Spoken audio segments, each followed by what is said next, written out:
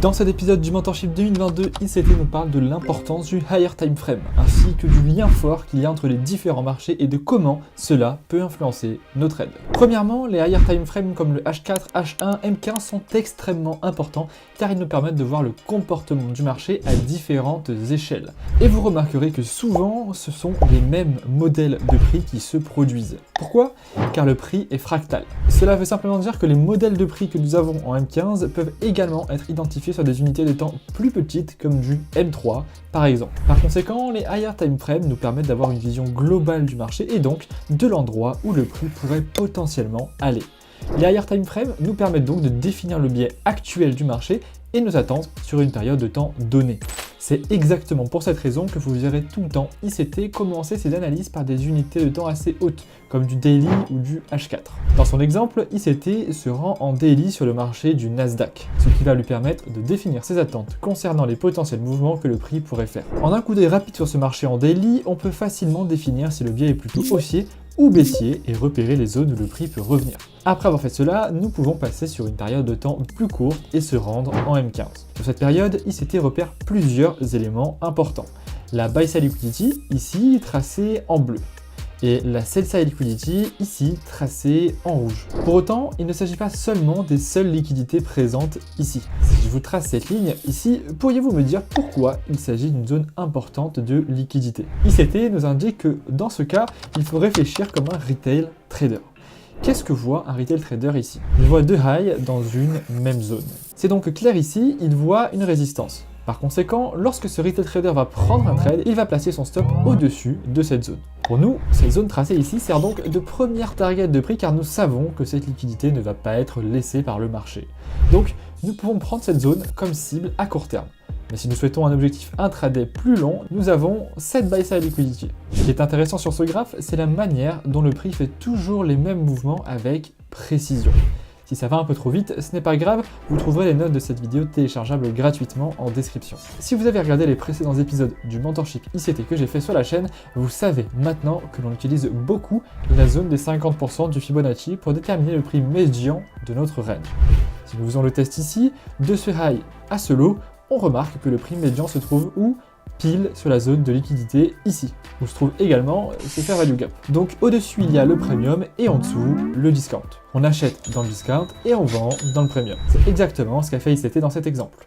Il a pris le trade à ce niveau, a attendu que le prix vienne prendre cette liquidité, le prix passe donc au-dessus du prix médian, ce qui le met en premium et a vendu à ce niveau. ICT nous dit ensuite que le plus important, c'est l'histoire que nous raconte le marché, la logique derrière tout ça et surtout le pourquoi le marché devrait faire ce qu'il fait.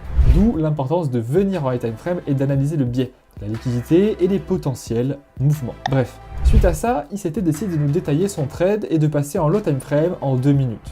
Il précise que, bien évidemment, rien ne vous empêche de passer en 5 minutes, puis en 3 minutes, puis en 2 minutes, etc.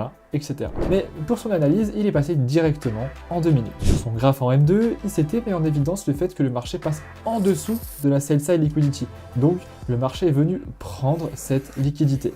Suite à ça, le marché a une forte réaction sans pour autant casser le dernier high. Cela veut donc dire que le marché échoue dans sa tentative de hausse et revient en dessous de ce lot. Si l'on regarde bien, il ne passe pas en dessous de cet ancien lot, ce qui lui permet de rester haussier à court terme. Alors, la question que vous devez vous poser maintenant, c'est qu'est-ce qui a permis à ICT, dans ce cas précis, de prendre le trade? Avant de continuer la vidéo, sachez que ce genre de contenu nous demande littéralement près de 20 heures de travail.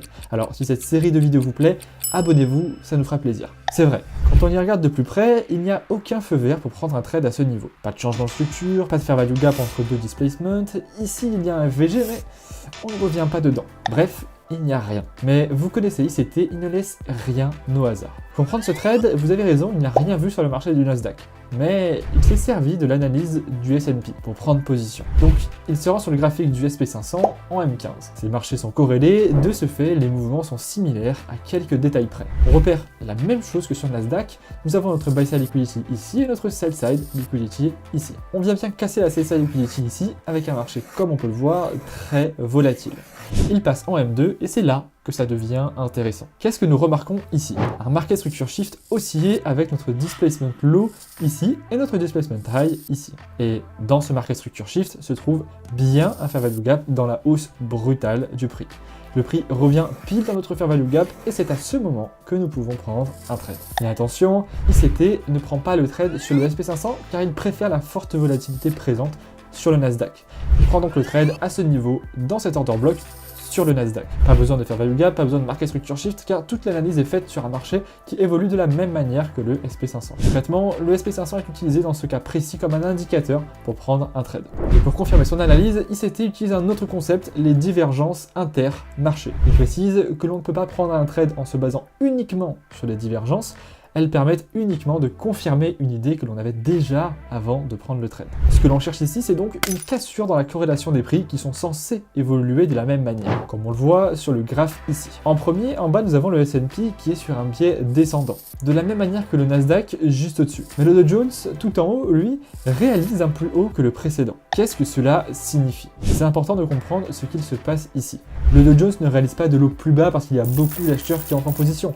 Non. Ce qui se passe ici est lié directement à un élément intérieur de l'algorithme qui empêche de délivrer le prix, ce qui conduit le Dow Jones à ne pas passer en dessous de ce lot. Ce blocage, ICT appelle ça une macro. Évidemment, si je vous raconte tout ça et que je prends le temps de bien vous expliquer chaque concept dans cette vidéo, c'est que tout ce que ICT nous montre là se produit aussi sur le marché du Forex. Si l'on prend pour exemple l'euro USD, nous pouvons nous servir de GBP USD ainsi que JPY USD pour chercher de possibles divergences, mais également pour trouver des market structure shift et des fair value gap non présents sur l'euro USD. À vous d'expérimenter ce concept en prenant bien en considération que les divergences ne sont pas une fin en soi. Il faut au préalable avoir une idée claire de ce que le marché serait susceptible de faire. Si c'est encore un peu flou pour vous, toutes les notes de cette vidéo sont disponibles sur le Telegram en description. Tu pourras visionner cette vidéo avec toutes les notes sous les yeux. Et surtout, abonne-toi.